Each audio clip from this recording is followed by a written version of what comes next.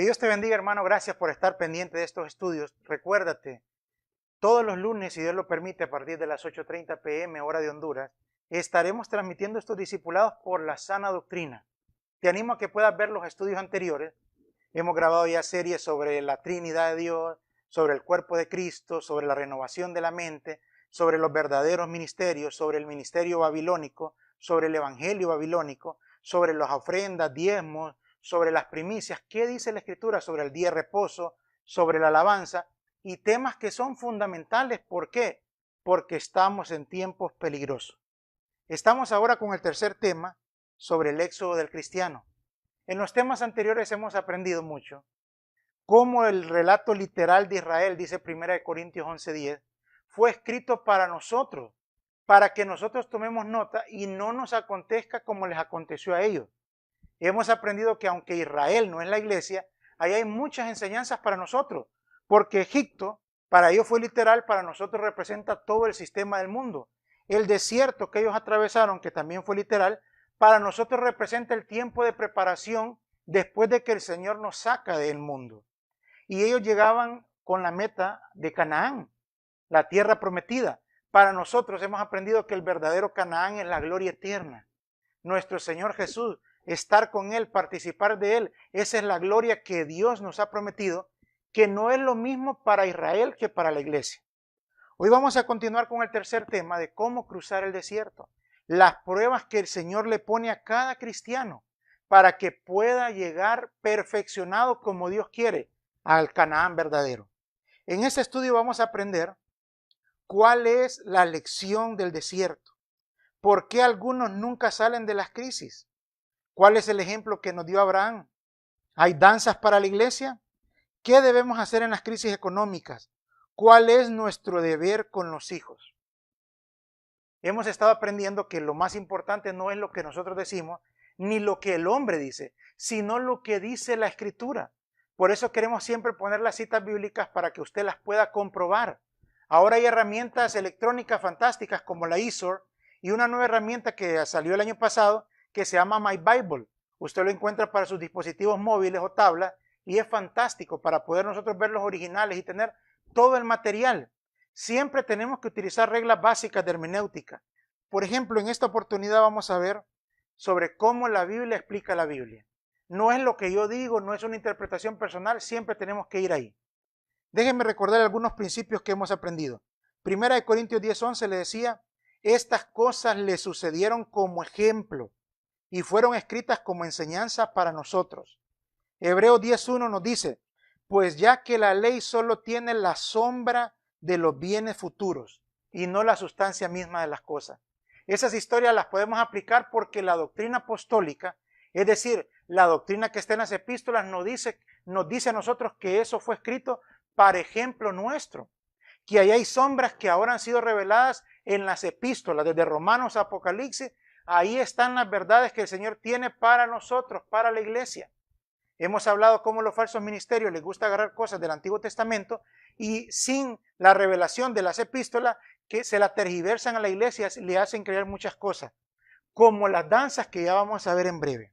Mire cómo dice Juan 10:10, el ladrón solo viene para robar, matar y destruir, pero yo he venido para que tengan vida y para que la tengan en abundancia. Ya hablamos que el Señor vino en dos etapas a darnos vida, vida y vida en abundancia. Vida en Egipto, cuando les puso allá en figura la sangre del cordero y los salvó, y vida en abundancia cuando llegaron a Canaán. Pero muchos no llegaron a la vida en abundancia. De la misma manera para el cristiano, el Señor ha prometido darnos vida. Cuando uno recibe al Señor Jesús, uno tiene vida. Pero el Señor quiere que experimente la vida en abundancia, la vida espiritual, la preparación para el Canaán verdadero, y que aquí, mientras estamos en la tierra, no nos falte nada. ¿Qué vamos a comer? ¿Qué vamos a vestir? ¿Qué vamos a beber? Que el Señor dice en Corintios 9:8, Él tiene cuidado de nosotros y ha provisto que toda gracia abunde para que nosotros tengamos todo lo que necesitamos. Entonces, estas son cosas que hemos estado aprendiendo en los temas anteriores, pero quería recordárselas, tal como en Juan 14:1 leímos, no se turbe vuestro corazón, creed en Dios, creed también en mí. En la casa de mi Padre hay muchas moradas, si no fuera así os lo hubiera dicho, porque voy a preparar un lugar para vosotros.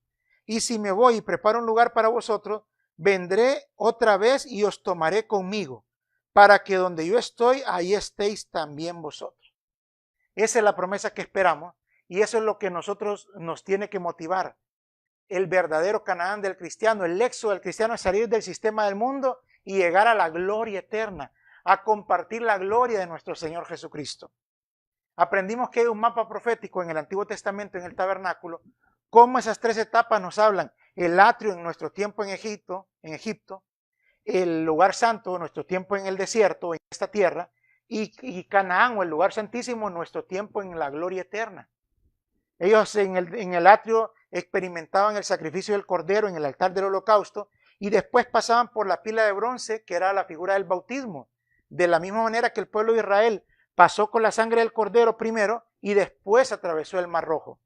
Y ya después en el desierto, el lugar santo, se recuerda que había la columna de fuego y el maná. ¿Qué es lo que encontramos en el lugar santo? El candelero y los panes de la proposición.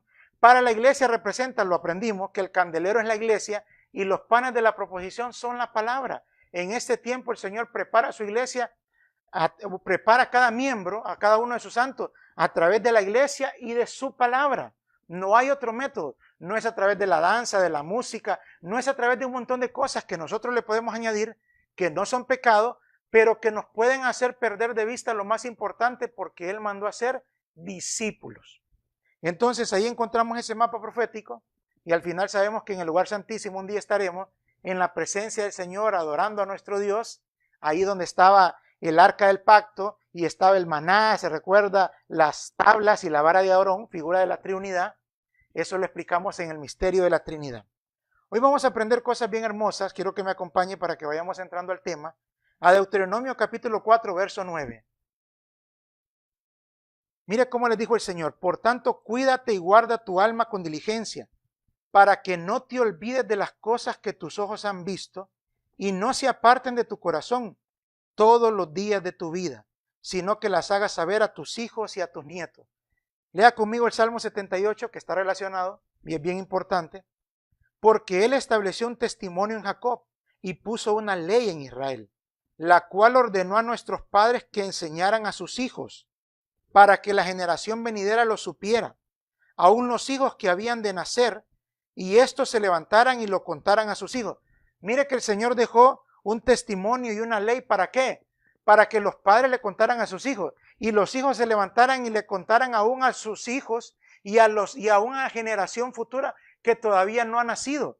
Es decir, que el Señor quería que de generación en generación se fueran enseñando estas verdades, lo que ellos habían visto, lo que Dios quería enseñarles cuando les mostró su poder para sacarlos de Egipto, cuando hizo prodigios y milagros en el desierto y cuando los llevó a Canaán. Porque Dios quería, mire cómo dice el verso 7, para que ellos pusieran su confianza en Dios y no se olvidaran de las obras de Dios, sino que guardaran sus mandamientos. ¿Qué es lo que Dios quería? Que el pueblo de Israel, los padres, se lo enseñaran a los hijos y los hijos a los nietos, y así por 1000 generaciones, para que ellos aprendieran a confiar en el Señor. ¿Cómo fue fiel el Señor en qué? En que Dios les dijo que iban a estar cautivos en una tierra extraña, pero que de ahí los iba a sacar. Se recuerda como dice en Hebreo que por la fe José profetizó la salida de los hijos de Israel y les dio instrucciones sobre sus huesos para que los sacaran, y fueron cientos de años antes. ¿Por qué? Porque José en este caso y Abraham, vamos a ver, ellos sabían algo maravilloso que cada cristiano tiene que aprender, que Dios es fiel a su palabra. Lo que Él ha prometido lo va a cumplir. Y esas eran las instrucciones de enseñarle que Dios les dijo: y le vas a enseñar a tu hijo en el camino, a levantarte, al acostarte, al comer, en todo momento que le enseñaran la palabra del Señor. ¿Para qué? Para que aprendan a poner su confianza en el Señor. Nuestra labor, querido hermano, con nuestros hijos es enseñarles la palabra del Señor, contarles lo que Dios ha hecho, primero lo que está en la Escritura y lo que ha hecho con nosotros. Y para que ellos lo puedan contar a sus hijos, ¿para qué? Para que puedan aprender a poner su confianza en el Señor. ¿Cuál es el propósito del Evangelio? ¿Cuál es el propósito de la vida cristiana? Confiar en el Señor. Pero para confiar en Él tenemos que conocerlo, Para creer en Él tenemos que entender y conocer su palabra. Recuérdese que la fe viene por el oír, pero el oír por la palabra de Dios. Mire cómo dice en Génesis 15:13. Y Dios dijo a Abraham, ten por cierto que tus descendientes serán extranjeros en una tierra que no es suya, donde serán esclavizados, oprimidos 400 años, mas yo también juzgaré a la nación a la cual servirán, y después saldrán de ahí con grande riqueza. Lo que le dijo el Señor a Jeremías 1:12. Y me dijo el Señor, bien has visto, porque yo velo por mi palabra para cumplirla. ¿Qué es lo que debemos de entender, hermano? Que lo que Dios ha prometido, Él lo va a cumplir. Por eso nosotros tenemos que saber qué cosas son las que Dios nos ha prometido. ¿Por qué? Porque hay cosas que son para Israel y hay cosas que son para la iglesia. Los falsos ministerios están engañando a la gente con promesas que Dios le dio a Israel, como promesas del reino en la tierra, que ellos iban a ser cabeza y no cola, que ellos iban a ser la cabeza de todas las naciones, cosas que el Señor les profetizó, pero para ellos se los prometió. Para la iglesia el Señor nos ha prometido que a través de pruebas y tribulaciones vamos a llegar a la gloria eterna, pero allá dice Pablo que los sufrimientos del tiempo presente no son en nada comparados con la gloria que en nosotros ha de ser revelada. Para esto fue que os llamó, dicen Tesalonicenses, mediante nuestro evangelio, para que alcancéis la gloria de nuestro Señor Jesús. Por eso uno tiene que saber a qué el Señor lo ha llamado y qué es lo que le ha prometido. ¿Por qué? Porque cuando uno sabe eso, entonces uno se enfila sabiendo que Dios es poderoso para cumplir lo que ha prometido. Eso es lo que nos enseña el ejemplo de Abraham. Romanos 4:19 nos relata eso. Y su fe no se debilitó al considerar su cuerpo, que estaba ya como muerto, siendo de casi 100 años, o la esterilidad de la matriz de Sara.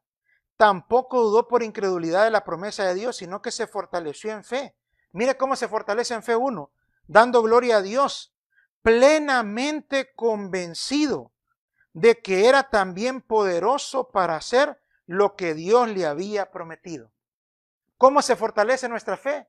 Cuando aprendemos que Dios es fiel a su palabra y que es poderoso para cumplir lo que nos ha prometido. Entonces, esas son las cosas que Dios quiere que aprendamos en el desierto.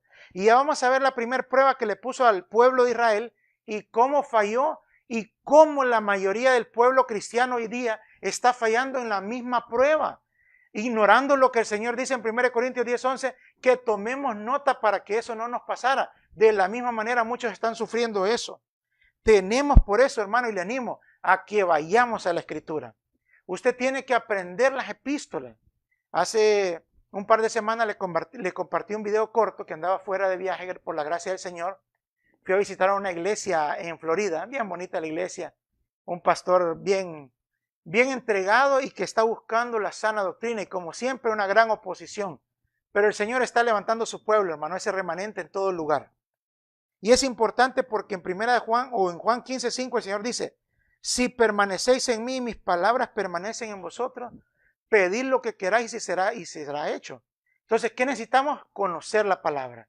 ¿Por qué muchos no permanecen en la palabra y por esa razón son, que caen en el desierto? Recuérdense que el Señor dijo que de la mayoría de Israel no se agradó y los dejó postrados en el desierto. En Hebreos dice que juró que no iban a entrar en su reposo. ¿Por qué?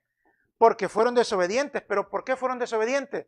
Porque no le creyeron al Señor. Le creyeron a los hombres, le creyeron a la palabra de los hombres, a la promesa de los hombres, a la tergiversación de los hombres. Pero nosotros tenemos que ir a la Escritura y creerle a la bendita y santa palabra del Señor. Mire cómo dice Josué 21:45. No faltó ni una palabra de las buenas promesas que el Señor había hecho a la casa de Israel. Todas se cumplieron. ¿Pero a quiénes? A la casa de Israel. Por eso, si usted se deja manipular que le digan cosas que era para Israel y que son para usted, va a seguir frustrado en la vida esperando, pero en una fe que no tiene fundamento. Lo que Dios nos ha prometido, usted tiene que ir a las epístolas. Ahí van a encontrar las instrucciones que son para la iglesia. Y todas las promesas de Dios en Cristo para nosotros, dice, son sí y son amén. Pero tenemos que aprender a diferenciar lo que son las promesas para Israel de lo que son las promesas para la iglesia. Le animo a que estudiemos eso. Hoy vamos a entrar ya al tema y vamos a ver la primera prueba que Dios les puso, la prueba de las aguas. Quiero que me acompañe a Éxodo capítulo 15, verso 1. Entonces Moisés y los hijos de Israel cantaron este cántico al Señor. Eso fue cuando acababan de salir. ¿Se acuerda que acababa el Señor de abrir el mar rojo y el ejército de Faraón fue destruido? Mire cómo dice en el canto que cantaron. Canto al Señor porque ha triunfado gloriosamente. Al caballo y a su jinete ha arrojado al mar. Mi fortaleza y mi canción es el Señor, y ha sido para mí salvación. Este es mi Dios, y le glorificaré. Él es Dios de mi Padre, y le ensalzaré. Y usted empieza ahí a leer todo lo que dice el cántico de Moisés. Pero mira el verso 20. Y Miriam, la profetisa, la hermana de Aarón y de Moisés, tomó en su mano el pandero, y todas las mujeres salieron tras ella con pandero y danza. Mire, ¿qué hizo Miriam, o María, como dicen otras versiones?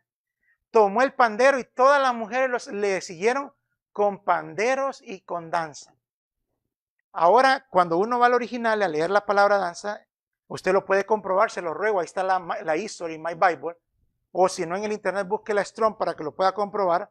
Es la Strong H4246 y es mejolá. Esa danza que le han hecho creer a muchos que era una danza davídica, que es para la iglesia. Usted lo puede ir a comprobar a la escritura, y esa danza ya la conocían los hebreos desde su tiempo en Egipto. Y David, cientos de años después, nació y todavía no tenía nada que ver con esto. Entonces, ¿por qué le enseño esto? Bueno, primer punto, le voy a mostrar cómo van saliendo con gran emoción, con danza, pero al momentito viene la prueba y cambia el escenario. Pero antes de llegar ahí, note cómo ya danzaban. Mire, le quiero mostrar las danzas donde aparecía, o mejor dicho, donde aparecía esa palabra de danza, mejolá, para que vea que siempre están asociadas con el pueblo de Israel, son hebreas. No es el tabernáculo de David y un montón de cosas que le tergiversan a la gente, porque así es como los engañan, porque si hay una cosa que es atractiva para atraer a las masas, el mundo lo sabe, los grandes filósofos lo descubrieron hace años, es la música y el baile o la danza. Eso tiene el poder de cautivar a la gente, de engañar a la gente, de llevarlos cautivos de una manera increíble y haciéndoles creer que eso es el evangelio verdadero, que eso es para la iglesia. No, eso no dice la escritura. Mira, aquí le voy a poner la cita donde aparece. Primera de Samuel 21:11. Y los siervos de Aquis le dijeron, ¿no es este David el rey de la tierra? ¿No es este de quien cantaban las danzas? Esa es la palabra mejolá. Pero fueron las que danzaron las mujeres cuando salieron de Egipto. Diciendo, hirió Saúl a miles y David a sus 10,000. Cantares 6:13. Vuélvete, vuélvete, oh Sulamita, vuélvete y te miraremos. ¿Qué veréis en la Sulamita? Algo como la reunión de dos campamentos. Ahí se usa esa palabra mejolá, como danza de dos campamentos. Éxodo 32:19. Y aconteció que cuando él llegó al campamento y vio el becerro y las danzas, es la misma palabra mejolá. Me animo a decirle que esas danzas las copiaron de Egipto. Y ese es el origen principal. ¿Por qué? Porque ahí las estaban usando de una manera sensual. Ahí estaban haciendo orgías, estaban haciendo una cosa espantosa cuando acababan de salir y estaban, según ellos, mire, haciéndole fiesta al Señor. Danzando y cantando y les decían que eran fiesta para el Señor.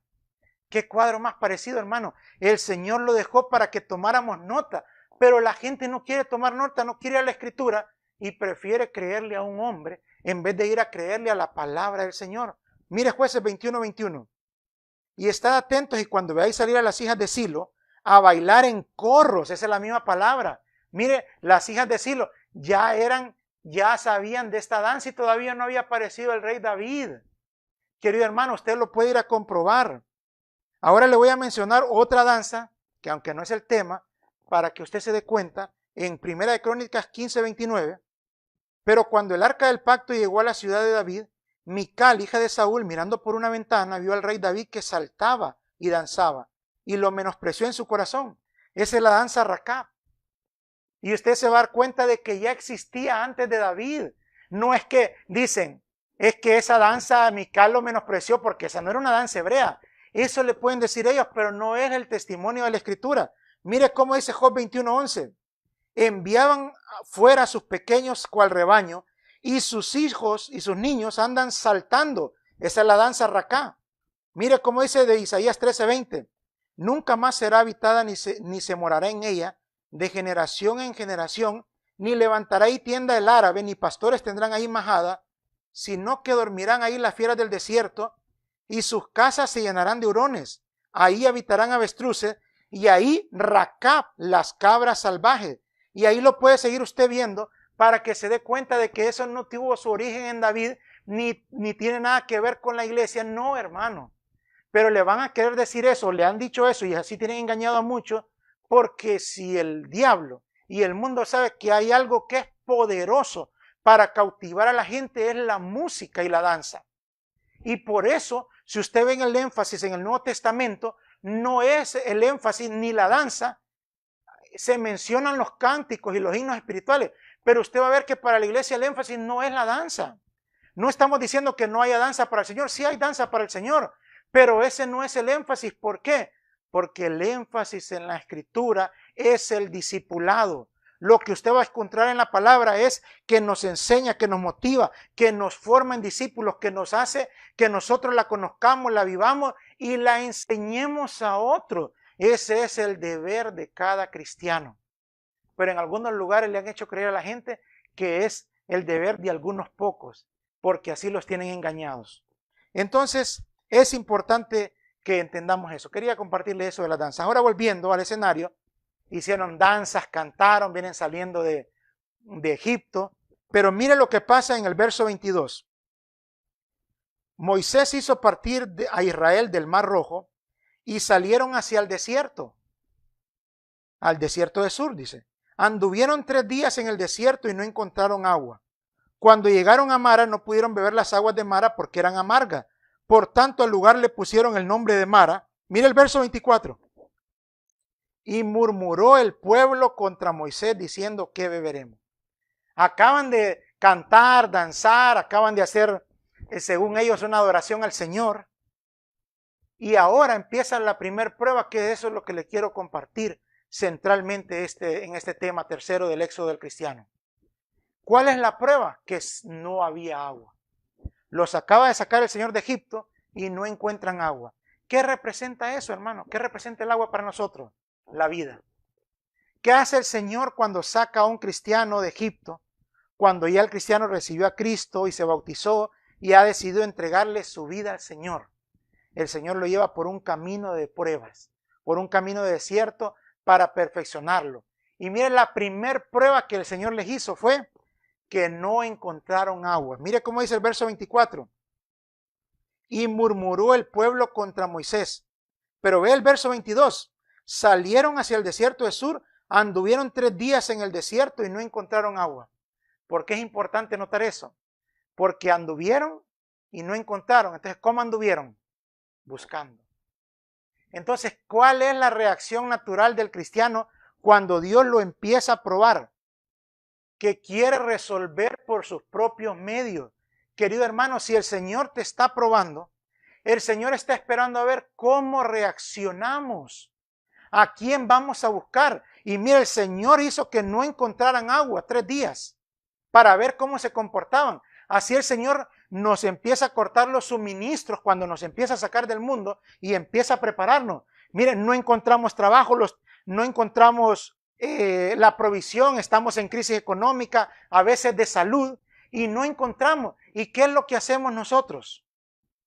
Buscar, mire, buscar 3 días a ver cómo resolvemos un préstamo en el banco, un trabajo, dejar a la mujer botada, irse para Estados Unidos, para Europa o para otro lugar, o agarrar un empleo que deja la iglesia, deja todo, y entonces dice la gente, pero mira hermano, ya resolví, gracias a Dios. ¿Qué fue cuando llegaron y encontraron el agua por sus propios recursos? ¿Cómo era el agua? Verso 23. Cuando llegaron a Mara no pudieron beber las aguas porque eran amargas. Usted lo puede comprobar esto 1 y 1000 veces porque esa es la palabra del Señor. Cuando un cristiano Dios lo está sacando de Egipto y lo está llevando por el desierto y le corta el agua, es decir, los suministros. El cristiano que patalea, que sigue desesperado buscando resolver, lo que va a encontrar se va a dar cuenta tarde o temprano que solo fueron aguas amargas. El préstamo no lo va a poder pagar, ahora peor, enjaranado más grande, el trabajo con gran problema. Si dejó la familia por ir, se pierden la familia, o se escapan de divorciar, o entran en infidelidades. Un montón de cosas por nuestra necedad de no aprender lo que Dios nos quiere enseñar ahí en el Éxodo. ¿Y qué es lo que Dios quería que ellos aprendieran? A depender de Él. El que hizo prodigios y milagros, los acaba de sacar y entonces no tiene cuidado de ellos. No sabe que necesitan beber, comer. No sabe eso el Señor. Claro que sí, hermano. Pero el Señor los probó para ver cómo se comportaban. Y mire, ellos se buscaron por su propia fuerza y solo se metieron en problemas. Querido hermano, ahí tenemos que creerle a aquel que con una forma tan maravillosa y milagrosa nos sacó del pecado y del mundo. Tenemos que creerle que Él es también poderoso para proveernos lo que necesitamos. No tomemos un trabajo que nos va a alejar del Señor. No tomemos un trabajo que nos va a llevar contra los parámetros bíblicos de dejar nuestra familia, ni por unos días, hermano. Pero cuando aprendamos a confiar del Señor, vamos a saber que Él es poderoso para cumplir lo que nos había prometido. Recuerden, eso fue lo que acabamos de ver en unos versículos atrás. Y miren lo que pasó en el verso 25. Entonces él clamó al Señor, y el Señor le mostró un árbol, y lo echó en las aguas, y las aguas se volvieron dulces. Y Dios ahí les dio un estatuto y una ordenanza, y ahí los puso a prueba. Mira, el Señor los puso a prueba, ¿y qué pasó? Fallaron. Y mire, ¿qué tuvieron que haber hecho al no haber agua? Señor, tú eres nuestro proveedor, tú nos sacaste, no sabemos por dónde agarrar. Guíanos tú, danos tú la provisión, danos el agua. ¿Qué es lo que necesitamos, Señor? Provéelo. Cuando así lo hicieron, mire, le mostraron a Moisés el árbol y lo cortaron el árbol y lo tiraron a las aguas y endulzó las aguas. Entonces ya pudieron tener los suministros para sobrevivir. ¿Quién es ese árbol cortado? Isaías 53 dice que él fue cortado de la tierra. Es nuestro Señor. Así como ese cordero dio su sangre para que nos sacaran de Egipto, así también ese cordero entregó su vida para que nos den a nosotros lo que nosotros necesitamos. Por eso dice en Romanos, si ya nos dio a su Hijo amado, ¿cómo no nos dará con Él todas las cosas? Todo lo que necesitamos, les dijo el Señor en Mateo 6, no se preocupen qué van a comer, qué van a vestir, qué van a beber. Dios sabe que ustedes lo ocupan. Ustedes busquen el reino de Dios, es decir, ustedes enfóquense en el verdadero Canaán y Dios les va a añadir todo lo que necesitan. Pero mientras andamos nosotros buscando las añadiduras, ¿por qué? Le podemos poner un montón de nombres, hermano, pero eso es falta de fe.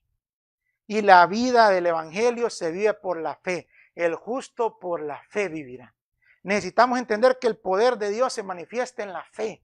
El poder que opera en nosotros los que creemos, dice en Efesios 1. Entonces necesitamos aprender a eso. Mire cómo dice Deuteronomio capítulo 8, verso 2. Quiero que me acompañen. Y te acordarás de todo el camino por donde el Señor tu Dios te ha traído por el desierto durante estos 40 años. Mira, esto fue al final ya. Para humillarte, probándote. Entonces, por eso estamos estudiando este tema. Porque lo que el Señor quería hacer con ellos era enseñarles, probarlos. Pero como no aprendieron, estuvieron 40 años y la mayoría se murió en el desierto. Dios se desagradó de ellos, querido hermano. Esto se escribió en la doctrina apostólica para que nosotros tomemos nota. Mire cómo sigue diciendo.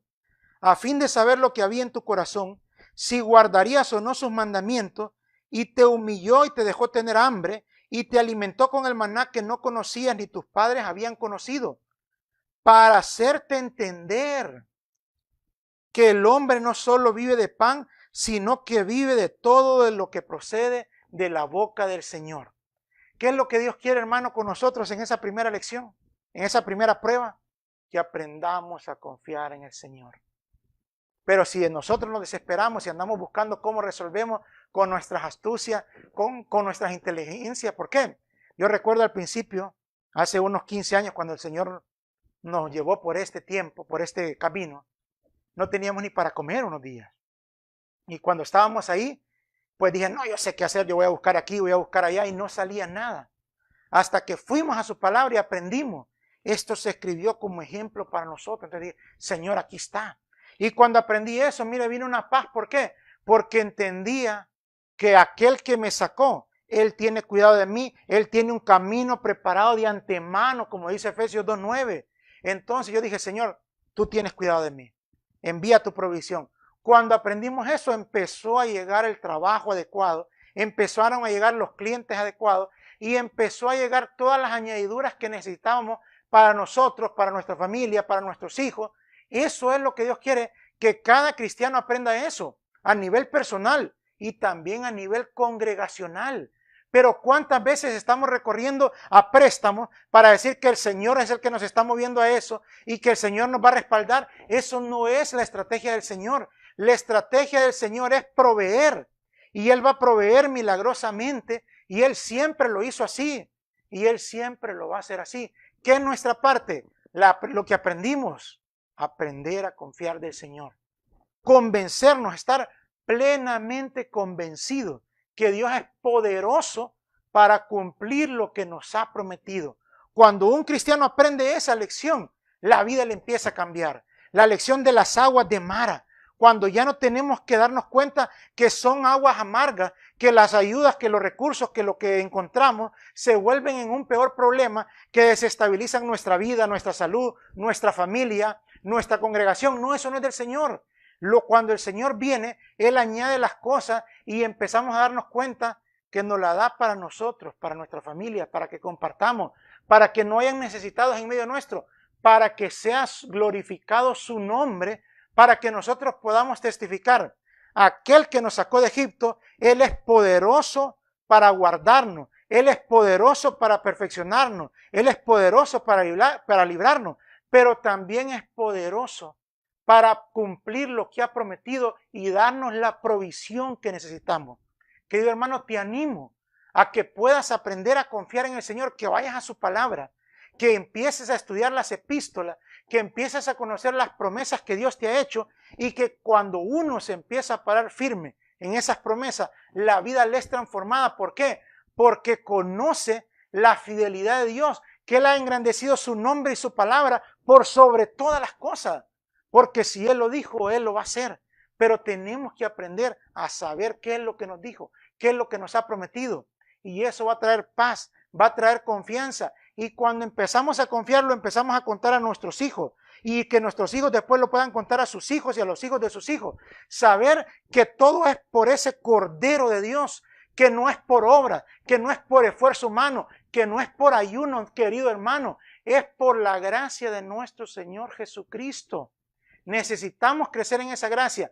Cuando entendamos que por gracia nos sacó de Egipto, haciendo prodigios y milagros, aquello que era imposible para nosotros, Él lo hizo.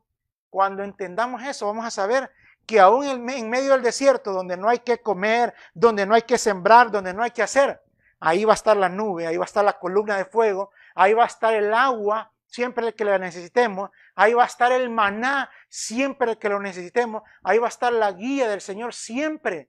Pero tenemos que aprender a confiar en el Señor, que no seamos como el pueblo de Israel literal, que Dios se desagradó de ellos.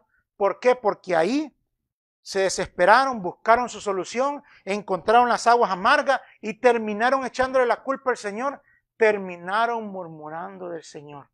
Que Dios nos libre de eso, querido hermano.